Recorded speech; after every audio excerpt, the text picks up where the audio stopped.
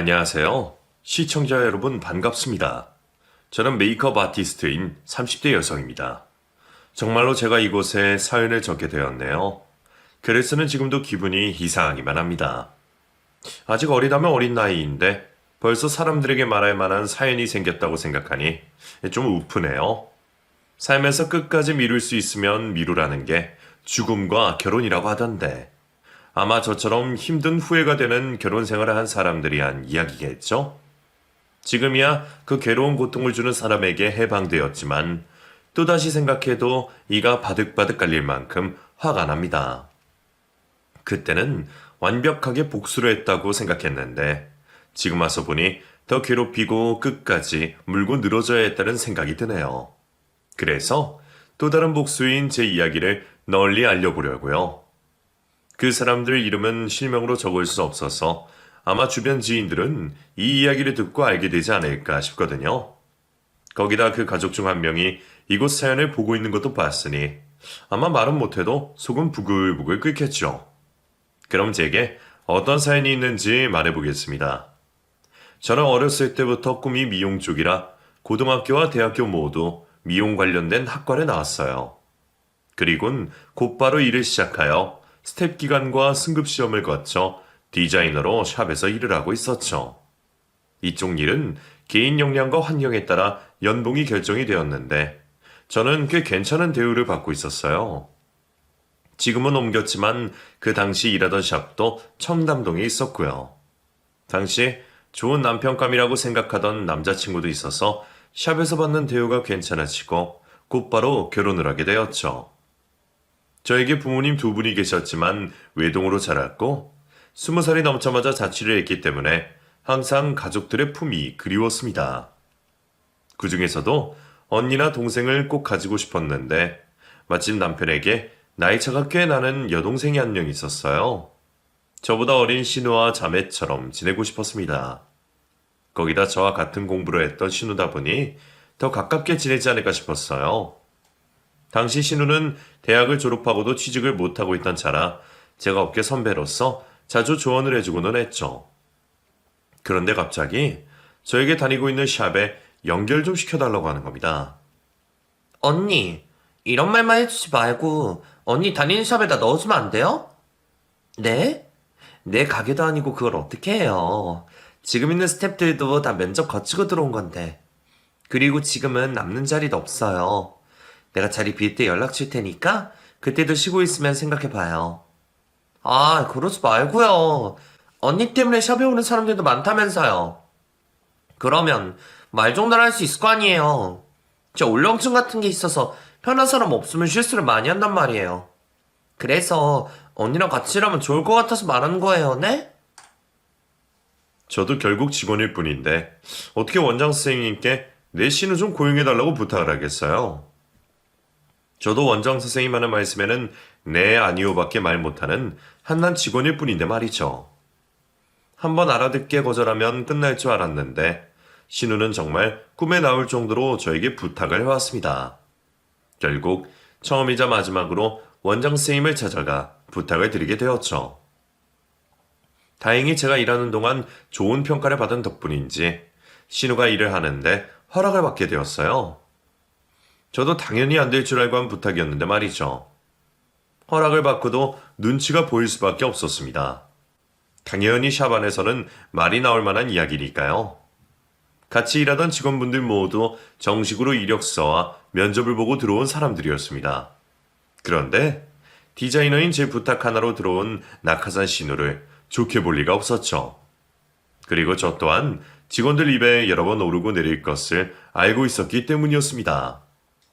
그래서 전 직원들에게 이해를 바라는 마음으로 선물을 준비하고 한 명 한 명의 제 상황을 설명하게 되었죠. 다들 이해해 준다면 신경 쓰지 말라 했지만 어쩔 수 없이 긴장이 되었습니다. 하지만 다행히 싹싹하고 애교 많은 성격의 신우가 샵 직원 모두들과 잘 어울려 지냈고 고객님들께도 실수하지 않고 일을 잘하여 큰 문제 없는 출발을 보였죠. 그런데 샵 내부 사정을 조금씩 알기 시작한 신우가 저에게 샵으로 들어온 협찬용 제품들을 자신에게 달라며 노골적으로 부탁하는 거예요. 언니, 근데 아까 들어온 화장품이요. 그 협찬 아니죠? 가끔 들어와요. 우선 비상용으로 좀 챙겨놓고, 그래도 좀 많다 싶으면 디자이너 선생님들께 나눠주고요. 그래도 언닌 디자이너인데 필요하다면 더 챙겨주지 않아요? 그거 받아서 저 주면 안 될까요? 저 월급은 너무 적은데 쓸 때는 많아서 화장품 사는 게 너무 부담되는데. 나도 위에 쌤들이 주면 받는 거지 먼저 달라고는 말을 못해요. 우선 오늘 받은 거 있으니까 이거 써요. 다음에 또 받으면 줄게요. 다시 한번 말하지만 제가 샵 원장도 아닌데 어떻게 제 마음대로 가져다 쓰겠어요? 주면 감사히 받는 거고 못 받으면 그냥 마는 거지. 근데 신우는 겨우 디자이너인 저를 대단한 사람으로 아는 건지 아니면 다 알면서 억지를 부리는 건지 화장품 좀 달라고 귀에 못이 박히도록 말하더군요. 결국 친한 선생님들에게 밥을 사고 커피를 사며 그 대신 화장품을 받아서 신우에게 주고는 했습니다. 나중에는 그것도 눈치가 보여 제 돈으로 화장품을 사서 주기까지 했죠. 신우만 아니었어도 강하게 안 된다고 혼을 낼 텐데 집안 사람이다 보니 할 말이 입술까지 나왔다가 다시 들어갔습니다. 남편에게 말하면 해결해 주지는 않을까 싶어서 하소연을 했더니 무심한 대답만 돌아왔죠. 솔직히 당신도 그 시절이 있어서 알 거 아니야. 그거 얼마 한다고 그러냐? 어리지만 신우인데 그 정도도 못해줘? 애가 언니 욕 안 먹게 하려고 열심히 일하는 거 보면 뭐라도 하나 더 사주고 싶겠다. 내가 당신이었으면 연사 때 취직기념으로 명품이라도 하나 사주겠어. 제가 왜 그런 말을 들어야 하는지 모르겠더라고요. 신우차비 아끼게 해준다고 20분이면 도착할 샵을 1시간 넘게 걸려가며 차를 태워주고 신우가 쉬는 날 전날이면 마음 편히 놀다 오라며 주머니 생각해서 용돈도 챙겨줬습니다. 이 정도면 할 만큼 한다고 생각하는데 남편은 제가 신우를 어버다 키우길 바라나 했죠. 신우를 저희 샵에 불러들인 걸 후회했지만 제가 자초한 일이니 어쩔 수 없었어요. 그러던 도중 결국 신우 때문에 샵에서 큰 문제가 발생하게 되었습니다. 자주 저희 샵에 찾아주시는 단골 고객분의 소지품이 없어진 거예요. 이제껏 저희 샵에서 단 한 번도 고객분들의 소지품이 없어진 적이 없었기에 전 직원들뿐만 아니라 원장 스님께서도 당황해 하셨죠. 거기다 잃어버린 물건이 저희에게 건네주신 외투 안에 있었다고 하시니 더 큰 문제였어요. 직원들 전부 잃어버린 소지품을 못 봤다고 하니 고객님께서는 경찰을 부르겠다고 하셨죠. 뭐야? 이거 분위기가 이상하게 돌아가잖아. 마치 내가 없어진 물건도 없는데 잃어버렸다고 억지를 쓰는 모양새네? 됐고, 난 여기서 잃어버린 건 맞으니까 여기 경찰 불러서 확인해보자고. 사모님, 고정하세요. 사모님께서 없어진 거면 없어진 거죠. 저희 직원들이 처음 있는 일이다 보니 다들 당황해서 그러는 거예요. 저희가 책임지고 찾겠습니다. 그러니 고정하세요. 겨우 원장 선생님께서 고객님을 진정시켜서 경찰까지는 부르지 않게 되었습니다. 급히 용무를 보셔야 했던 단골 고객님께서는 샵을 떠나시게 되었고 남아있는 전 직원들은 혹시 몰라 쓰레기통 안까지 확인을 하고 다녔죠. 그럼에도 고객님의 소지품이 나오지 않자 원장 선생님께서 직원들을 세워놓고 말씀을 하셨어요. 나도 처음 있는 일이라 굉장히 당황스럽네. 다들 보지 못했다고 하니까 어쩔 수 있나. 나 여기 있는 직원들 다 가족처럼 생각해서 의심하기 싫었고 한 번쯤은 욕심이 나서 실수를 할 수 있다고 생각했어. 그래서 일부러 지금까지 CCTV도 안 돌려봤고 경찰 부르신다는 고객님 진정도 시켰던 거고.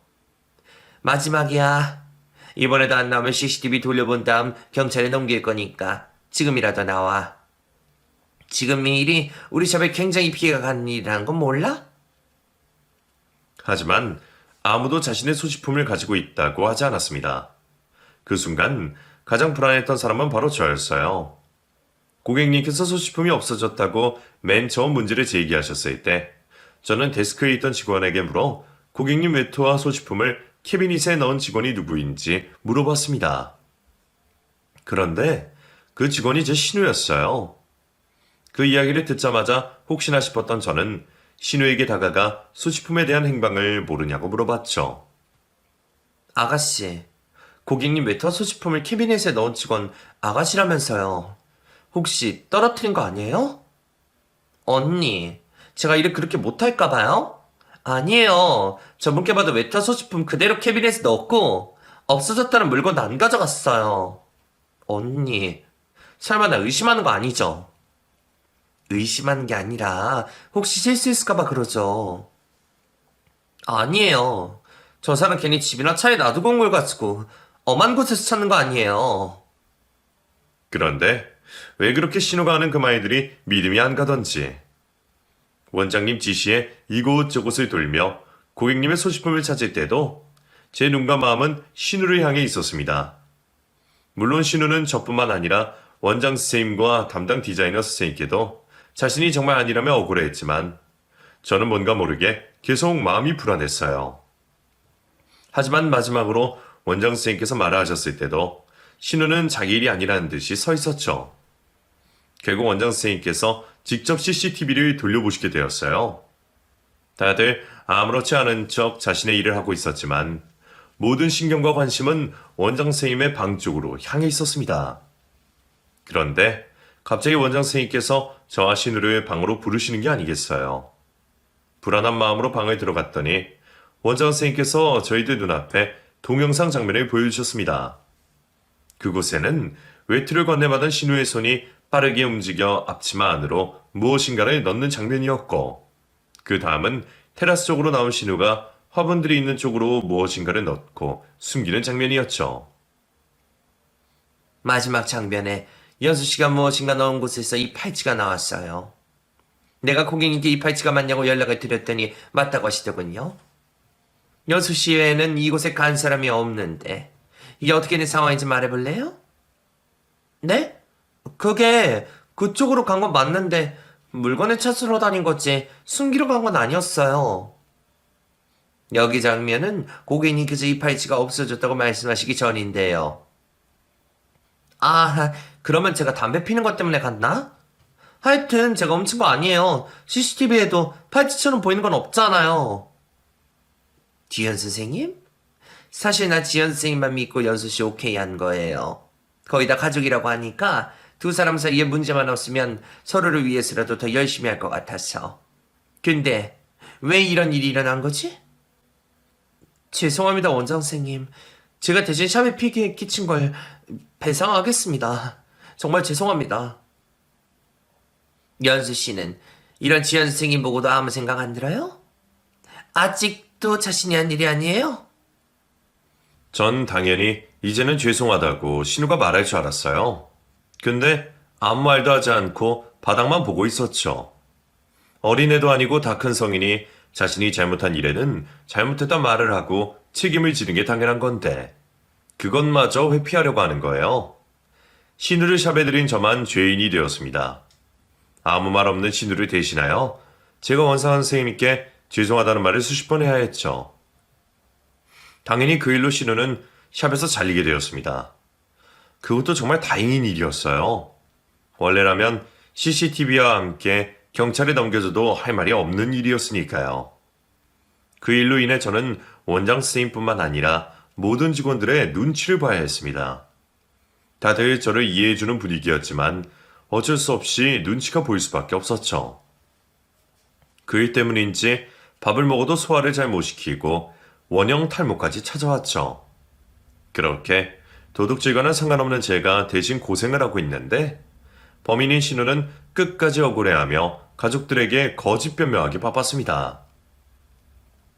내가 거기 넣은 건 인정해. 근데 나도 내 것도 아닌 게 내 주머니에 있으니까 당황해서 거기다 놓은 거야. 나도 동영상 보고 그 팔찌가 내 주머니에 들어온 걸 알았다니까? 셔츠 단추에 걸려서 끌려오는 게 내 잘못이야? 난 알지도 못했는데? 거기 있으면 누가 발견해서 원 주인에게 줄 거라고 생각해서 갖다 놓은 건데 내가 처음부터 그 팔찌 거기 있어요 해봐. 내가 도둑년이 되는 거지. 하기야. 지금 이렇게 도둑년으로 누명을 쓸 줄 알았으면 그때 그냥 말할 걸 그랬어. 동영상을 보지 않은 사람이라도 조금만 그때 상황을 알고 있다면 신우가 얼마나 말도 안 되는 거짓말을 하는지 다 알 수가 있었습니다. 정말 초등학생도 알아챌 거짓말을 시부모님과 남편은 진짜로 믿더라고요. 아니, 아니라는 걸 알아도 믿어주는 것 같았습니다. 내가 네 얘기 듣고 보니까 네 원장이 직원 줄이려고 일부러 그런 것 같다. 우리 딸이 하는 말도 가능한 소리 같은데? 그 말은 듣지도 않고 사람을 잘라? 그리고 CCTV에 팔찌인 게 제대로 나오지 않았다면서. 그럼 무죄 추정해. 어? 원칙으로 우리 딸을 범인으로 몰아서는 안 됐지. 저도 그렇게 생각해요.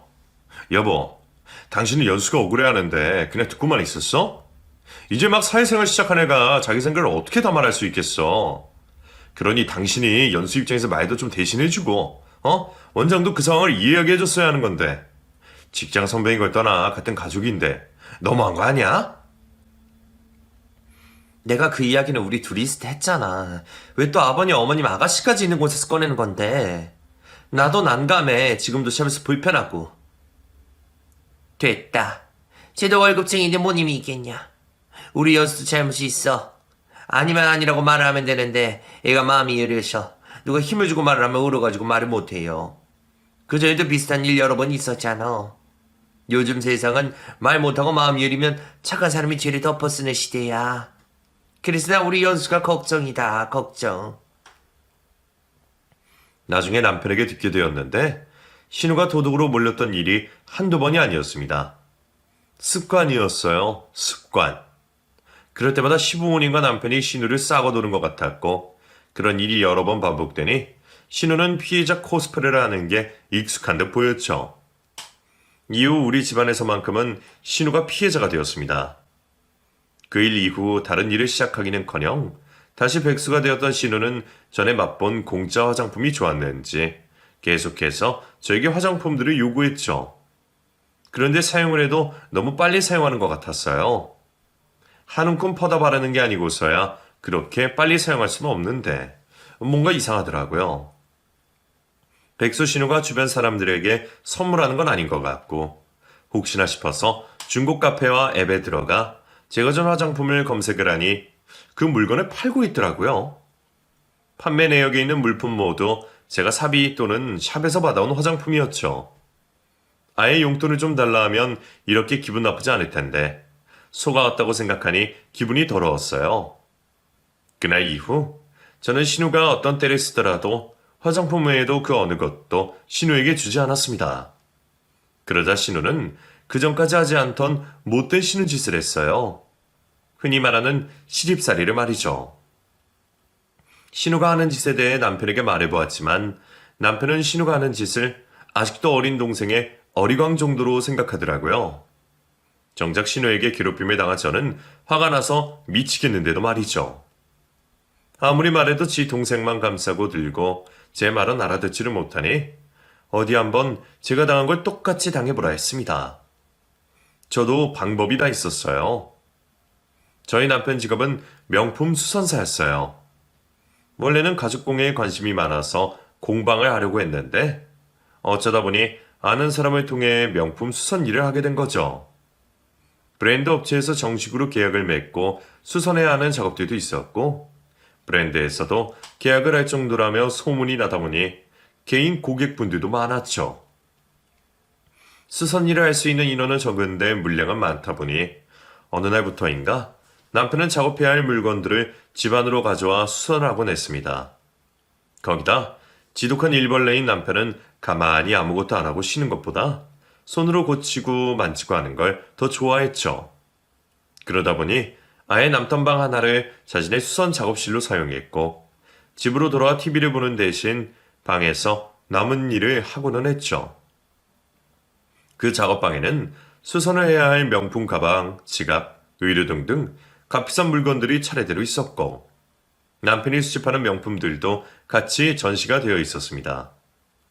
남편 물건들이야 남자 물건이라 신우가 관심을 가질지 모르겠지만 수선을 기다리고 있는 물건들만큼은 신우 눈이 돌아갈 만큼의 좋아할 물건이라 확신을 했어요.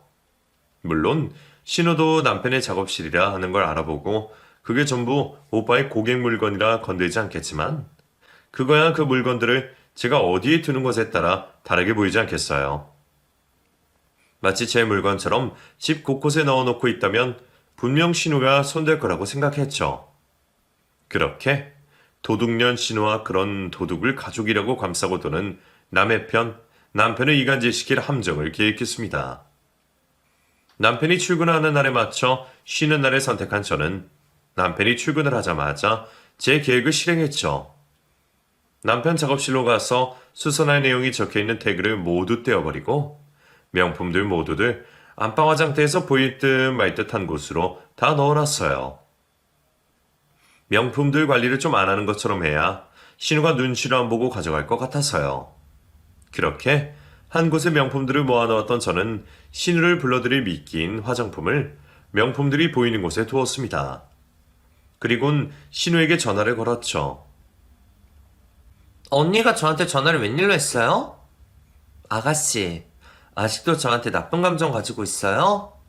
내가 요 며칠 동안 계속 생각해봤는데 아가씨가 하는 행동들이 묘하게 바뀐 게 전부 나 때문인가 싶더라고요. 처음에는 내 입장만 생각했는데 반대로 아가씨 입장으로 생각해보니 이해가 되는 거 있죠. 억울하게 손님 물건 훔친 도둑으로 누명 쓰이고 소문 때문에 일자리 구하는 것도 힘들어서 화가 많이 날 텐데 겨우 화장품 얼마 하지 않은 걸로 내가 뭐라고 하니 기분이 얼마나 안 좋았겠어요. 한 살이라도 더 많은 어른으로서 아가씨를 이해했어야 하는데 미안해요. 뭐 이제라도 알았으면 됐어요. 저도 그렇게 속 좋은 애는 아니니까 언니 사과받은 걸로 더 이상 괴롭히지 않을게요. 저 오늘 바빠가지고요. 이만 끊어도 되죠? 잠깐만요. 내가 오해하고 몰아간 것도 있는데 말로만 사과하면 내 마음이 다 전달될 것 같지 않아서요. 그래서 내가 아가씨가 전부터 필요하다고 했던 화장품이랑 잘 쓰던 거 잔뜩 가지고 왔는데 우리 집에 와서 가져가지 않을래요? 그래요? 잔뜩이라는 말까지 하는 거 보면 양이 좀 많아요? 아가씨랑 다시 사이좋게 지낼 생각해서 이것저것 받아오고 전에 협찬 들어온 것도 밀려있다 보니까 양이 좀 많아요. 어머, 도대체 얼마나 되길래. 고마워요, 언니. 이 정도 받을 만큼 화가 났던 건 아니었는데. 내가 곧장 언니 집으로 갈게요. 혹시 뭐 먹고 싶은 거 없어요? 내가 디저트라도 사갈까요? 아니에요. 사도 내가 사야죠. 그냥 화장품 담아갈 것만 가지고 빈손으로 와요. 제 사과에도 심드렁한 태도였던 신우는 화장품이 쌓여있다는 말에 좀 전과는 전혀 다른 태도로 저에게 콧소리까지 냈습니다. 우리 집까지 택시를 타고 온다고 해도 못해도 30분 이상은 걸릴 테니 그 사이 저는 집 곳곳을 비추는 홈캠을 설치했죠. 전화를 마치고 한 10분 정도 흘렀던 것 같은데 신우에게 10분 뒤면 도착하겠다고 연락이 오는 거예요. 제 전화를 받자마자 택시를 타고 오는 건지 예상보다 빠른 신우의 도착에 빨리 준비를 마친 뒤 전화를 걸었죠. 아가씨, 어떡하죠? 나 저번에 시술했던 고객분 문제가 생겼나 봐요. 빨리 샵으로 들어가 봐야 하는데. 네? 이제 한 10분 안 걸리는데? 조금만 기다렸다 물건만 주고 가면 안 돼요? 급한 일이라 벌써 가고 있는 중이에요. 언니, 설마 일부러 이러는 거 아니죠? 나 괜히 언니 하는 행동이 의심 가려고 하네? 그럴 리가요. 그러면 내가 집 비밀번호 알려줄 테니까 챙겨가요. 미안해요. 오늘 아가씨랑 이전에 쌓은 감정들 다 풀려고 했는데. 뭐, 오는 말 날도 아니니까 다음에 풀면 되죠? 그리고 우리 사이에 풀고 말고 할 게 어디 있어요. 아까 사과라 다 없던 일로 한다니까? 아, 그리고 거기 내가 선물한 화장품 말고도 내 거 중에 갖고 싶은 거 있으면 다 가져가요. 저도 양심이 있지. 그 정도 화장품이면 충분해요. 혹시나 제가 준비한 화장품만 가져가면 어쩌나 싶었습니다. 그리고 화장품에 정신 팔린 신우가 보일 듯 말 듯하게 놓아둔 명품들을 못 보면 어떡하나 싶었죠. 근처 카페에 도착한 저는 휴대폰으로 집 내부를 초조하게 보고 있었어요. 드디어 신우가 집 안으로 들어왔고 이리저리 둘러보며 화장품을 찾더군요. 그리곤 화장대에 쌓이는 화장품을 보고는 자리를 잡고 하나씩 확인을 하고 있었습니다. 제발 미끼만 가지고 떠나지 말아달라고 빌고 있는데 신우가 자리에서 일어나 그냥 가려는 거예요. 이렇게 실패로 돌아가나 다음 함정은 또 어떻게 해야 하나 고민을 하고 있는데 신우가 다시 뒤를 돌아 제 화장대로 갔죠. 그리곤 제 화장품들을 발라도 보고 확인도 하면서 챙길 걸 나누고 있었습니다. 그때 신우가 드디어 제가 넣어둔 명품들을 발견한 것 같았어요. 하나씩 꺼내보던 신우는 화장대 거울이 작은지 화장실로 가서 이리저리 대보는 것 같았죠. 조마조마하게 지켜보고 있는데 신우에게 전화가 걸려왔습니다. 언니, 화장품 뭘 이렇게 많이 준비했어요? 이게 다 언니 마음이라고 생각하니 너무 감동이에요. 근데 아까 갖고 싶은 거 다 가져가라고 했잖아요. 그거 진짜 맞죠? 그냥 마음에도 오는 말 한 거 아니죠? 그럼요. 혹시 내가 나중에 딴 말 할까봐 그래요? 거짓말 아니에요. 내 거 필요한 거 있으면 다 가져가도 돼요. 몇 번이나 확인을 하는 신우를 보니 제가 모아둔 명품을 모두 가져가겠구나 싶었습니다. 거기다 나중에 할 변명도 예상이 가더라고요. 분명 내가 다 가져가라고 했다고 억지를 쓰겠죠. 그러거나 말거나. 어차피 신우가 가져갈 명품들은 제 물건도 아니니까 상관은 없었지만요. 그렇게 제 함정에 빠진 신우는 저희 집 화장실에서 패션쇼를 벌이다 제가 놓아둔 명품들을 가방에 잔뜩 넣고 그것도 모자라 둘러매고 저희 집을 나갔죠. 저는 곧바로 중고 판매 카페와 앱에 미리 즐겨찾기를 해놓은 신우의 아이디를 확인했습니다. 바로 저희 집에 나가기 무섭게 가지고 나온 명품들을 중고로 판매하는 곳에 올리고 있더라고요. 마치 자기가 실사용을 했던 상품들인 것처럼 설명을 적어놓고 수리비용을 제외한 가격으로 저렴하게 판매를 하고 있었죠. 겉으로 마음껏 표현하지 못했지만 속으로는 폭죽을 터뜨리고 있었습니다. 화가 난 남편 얼굴과 당황해할 신우의 얼굴들의 표정들을 생각하니 벌써부터 속이 뻥 뚫리는 것만 같았죠. 모든 걸 정리하고 집으로 들어가려고 하는 그때 집안에 비추고 있던 휴대폰에서 다른 움직임이 보였습니다. 집을 나간 신우가 다시 들어오더라고요. 그러더니 온 집을 엉망으로 만들고 있었어요. 이 도둑년 신우가 이제 정신까지 나갔나 싶었는데 자세히 보니 부순 건 없고 뒤적거리며 어지럽히기만 했죠. 왜 저러나 싶다가 느낌이 왔습니다. 일부러 도둑이 든 것처럼 하는 것 같았죠. 이런 꾀를 낼 줄은 정말 상상도 못했습니다. 제가 생각한 기대 이상으로 자기 몫을 해주는 신우 때문에 웃음이 새어나왔죠. 계획이 좀 틀어지긴 했지만 상관은 없었어요. 오히려 신우를 잡돌이하는데 더 좋은 상황으로 변해 있었죠. 남편이 먼저 집을 들어오기 전까지 밖에서 오랜만에 즐거운 휴식을 취하기만 하면 되었습니다. 오랜만에 스트레스 하나 없이 평화로운 시간을 보내고 있을 때 역시나 저녁이 되어 퇴근한 남편에게서 전화가 불이 나도록 걸려왔죠. 당신 지금 어디야? 집에 도둑 든 거 몰랐어? 오늘 당신 쉬는 날이라며. 근데 집이 이렇게 된지도 몰랐냐고? 나 밖에 일이 있어서 나와 있었지. 근데 도둑이라니? 요즘 아파트에 무슨 도둑이 들어. 몰라. 지금 집이 엉망이야. 거기다 작업실에 있던 명품들도 다 도둑 맞은 것 같다고. 나 바로 집 옆이니까 들어가서 얘기해. 남편에게는 저도 걱정하는 척 연기를 했지만 저는 집으로 가는 길 동안 어깨춤을 출 만큼 흥이 올라와 있었습니다. 엘리베이터에서 다시 다급한 얼굴로 바꾼 저는 집으로 들어가 처음 보는 광경 마냥 행동했죠. 남편은 피해 내역을 알아보는 듯 했습니다. 내 작업실에 있는 것만으로 충분했나 봐. 다른 건 없어진 게 없어. 당신도 없어진 게 있나 찾아봐봐. 난 경찰에 전화할게. 우선 내가 설치한 홈캠 있으니까 그걸로 확인해보자.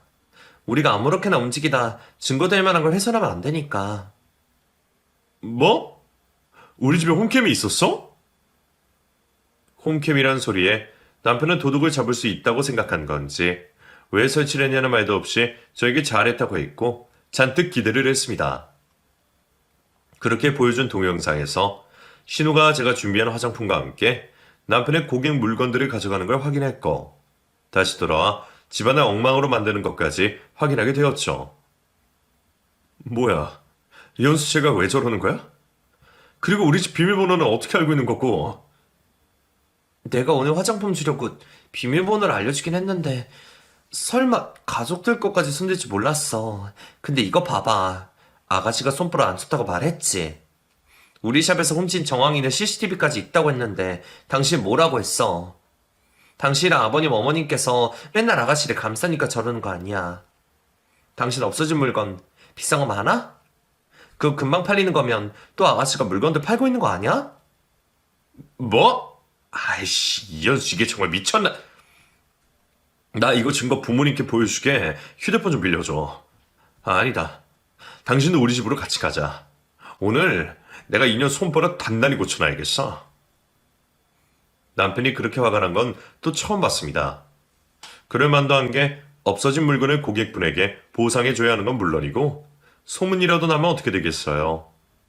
아무리 실력이 좋다고 해도 소중하게 아끼는 물건 고쳐서 오래 쓰려고 맡겼더니 없어졌다고 하면 맡길 사람이 있을까요?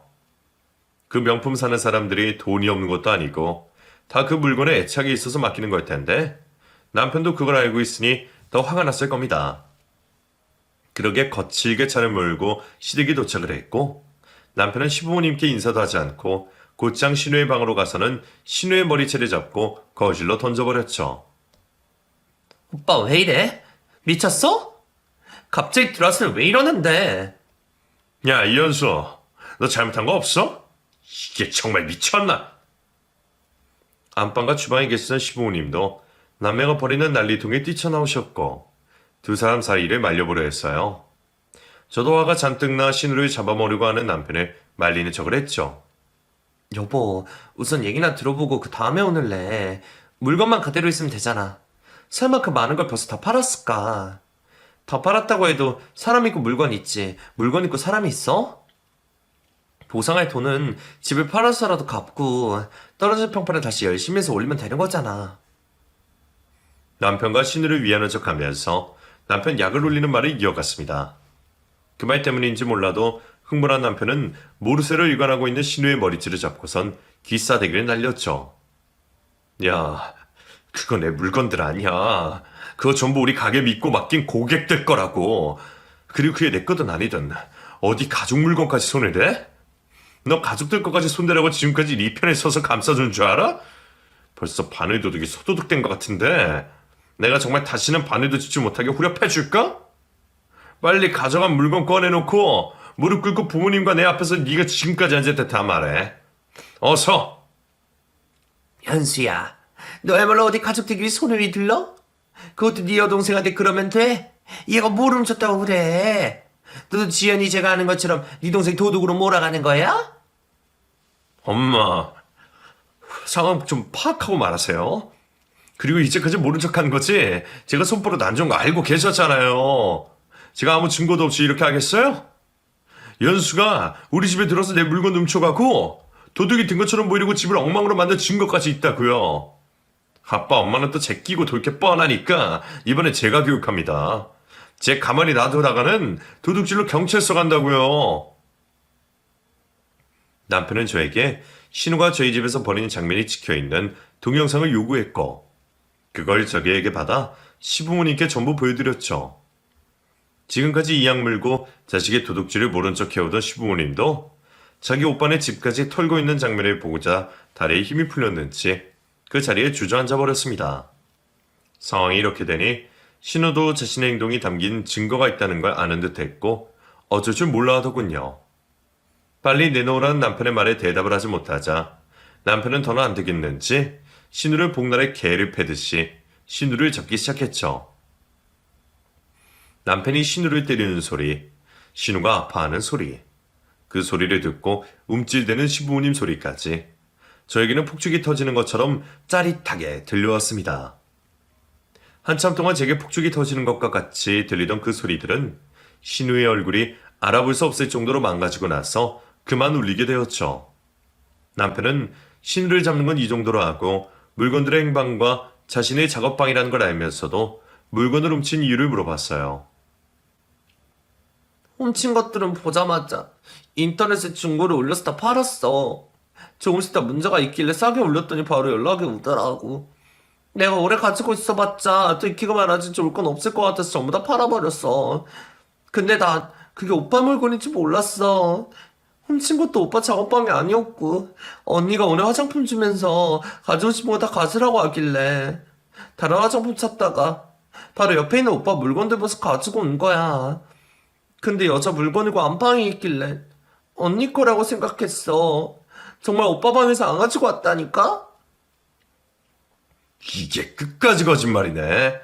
솔직히 말하고 빨리 내놔라. 말이 앞뒤가 안 맞잖아. 물건에 발이 달렸어? 지발로 안방으로 가게?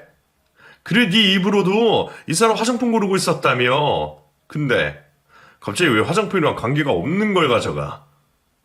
그건 언니가 다 가지라는 게 화장품인 건 알긴 했지만 어가 다르다고 앞에 뭘 다 가지라고 말하지 않아서 물건들까지 가지고 간 거야. 진짜야. 동영상 있으면 내가 작업실에서 나올 때 물건 가지고 왔는지 아닌지 보면 되잖아. 남편은 또 신우가 거짓말을 한다고 생각하고 손이 먼저 나가려고 했어요. 이러다간 끝이 날 것 같지 않기도 했고 저도 되지도 않는 연기 그만하고 속 시원하게 말해야 할 것 같아 남편을 말렸죠. 아가씨 말 맞아. 아가씨 작업실에서 물건 안 가지고 왔어. 뭐? 당신은 왜 갑자기 얘 편을 들어? 동영상 다시 봐보든가. 진짜 아가씨는 안방에서 당신 고객들 물건 챙겨갔다니까? 왜 사람 말을 믿어야 할 때 못 믿고 안 믿어야 할 땐 믿어? 이 집안 내력이야? 뭐? 지금 당신 뭐라고 하는 거야? 나 장난할 기분 아니니까 왜 무슨 말인지 알아듣게 이야기해. 아가씨, 그 화장대 옆에 있는 서랍에서 발견했죠? 거기에 잔뜩 있었고. 그거 내가 가져다 놓은 거예요. 당신이 수리혜택을 달아놓은 것도 내가 다 빼놨고. 근데 제가 옆방으로 옮겨놓은 것도 절도죄가 되나? 결국 네 예상대로 가져간 아가씨 잘못이 맞잖아. 뭐야? 당신 갑자기 왜 이래? 무슨 갑자기는 갑자기야. 너희들이 날 이렇게 만들었잖아. 내가 제안했지 당신한테 말했지. 근데 당신 귓등으로도 듣는 척도 안 했잖아. 내가 쟤 때문에 얼마나 괴로운지 말했는데 당신은 관심도 없었잖아. 나 쟤 때문에 살도 빠지고 원형탈모도 왔어. 거의 다 생리 주기도 엉망으로 되고. 근데 당신 동생이라고 이 집안 하나밖에 없는 귀여운 막내딸이라고 제대로 혼 한 번 낸 적 있어? 참 물건 탐낼 때도 도둑질에서 걸렸을 때도 전부 다 나 혼자 감당했어. 잘못한 데는 잘못했다는 말 한 번을 안 했는데 내 입에서는 잘못했습니다. 죄송합니다라는 말이 입에 배도록 말했다고. 왜? 당신들이 쟤를 그렇게 키우고 감쌌으니까. 야, 이현수. 너 화장품 사주는 사람이냐? 너가 들어올 수도 없는 곳에 낙하산으로 취직시켜줬으면 고마워할 것이지. 계속 부탁만 해. 누구는 수습 스택 기간 없었어? 다들 그때는 그 돈으로 잘만 살아. 나중에 더 잘 될 꿈 하나 가지고 그 적은 월급도 아껴가며 살아간다고. 그럼 열심히 하기라도 하지. 도둑질까지 해. 그리고 미안하다는 말 하나 없고. 너 때문에 내가 샵에서 얼마나 눈치가 보였는지 알아? 지금까지도 샵 직원들한테 미안해서 얼굴을 제대로 못 쳐다봐. 그런데 네 돈줄이 화장품 안 준다고 니까짓게 감히 나에게 시집살이를 시켜. 그 나이 먹고 취직도 못한 게 어디서. 너 사회에서 일하면서 다 봤으면 얼굴이나 제대로 쳐다봤을 것 같아? 어차피 너 도둑질한 사건 때문에 취직 못하는 거 아는데 혹시나 어디 이상한 곳에라도 취직할까 싶어서 네 정보 이 바닥에 싹 다 돌릴 거야. 이쪽에 발도 못 디디게 할 거라고. 그리고 너 이현수, 너도 마찬가지야. 내가 당한 일은 아무 일도 아니고 네가 당한 일은 이렇게 사람 팰 정도로 큰 일이냐? 내가 눈이 삐어도 단단히 삐었지. 너처럼 남의 편인 남편은 나도 필요 없어. 이혼하자고. 뭐? 너 왜 이래? 무슨 이혼이야? 그리고 이혼할 때 하더라도 네가 꾸민 시 때문에 생긴 손해배상을 해야 할 거 아니야? 내가 그걸 왜 배상해? 훔치고 팔아버린 건 네 동생인데. 네 동생 매일 이렇게 잡아봐. 그럼 어디서 막노동이라도 해서 돈 벌어오지 않을까? 그 돈으로 충당하면 되겠네. 뭐? 이게 정말 와이프라고 봐주니까. 눈이 돈 남편은 저에게도 손을 대려고 했지만 다행히 제가 말을 시작하기 전 신고해놓은 경찰들이 때맞춰 오면서 저지를 당했죠. 남편은 곧바로 현장 가정폭행범으로 체포를 당했고 엉망이 된 얼굴을 가진 동생에 대한 단순 폭행 혐의도 가지게 되었어요. 이후 저는 남편과 이혼을 하게 되었습니다. 남편은 정신을 차렸는지 용서를 구하며 다시 생각해달라고 했지만 이미 남편에 대한 실망으로 마음이 떠난 저는 이혼을 선택했죠. 아직 이혼한 지 얼마 안 된 지금은 복잡한 마음을 정리하는 중이에요. 그렇다고 이혼에 대해서 후회나 아쉬움 같은 게 있는 건 아니에요. 그 선택에 대해서는 아주 대만족하고 있었습니다. 그런 남자와 신우이를 두고 살면 앞날이 뻔하지 않겠어요. 그냥 저에 대해서 좀 더 알아가고 있는 중이라고 하면 될 것 같네요.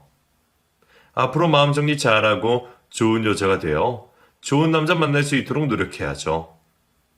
제 복수극 어떻게 들으셨는지 모르겠네요. 기대하신 것처럼 만큼은 아니더라도 이렇게밖에 할 수 없는 현실임을 이해해 주시고 재미있게 들으셨다면 좋겠습니다. 그럼 인사드리고 마무리하도록 하겠습니다.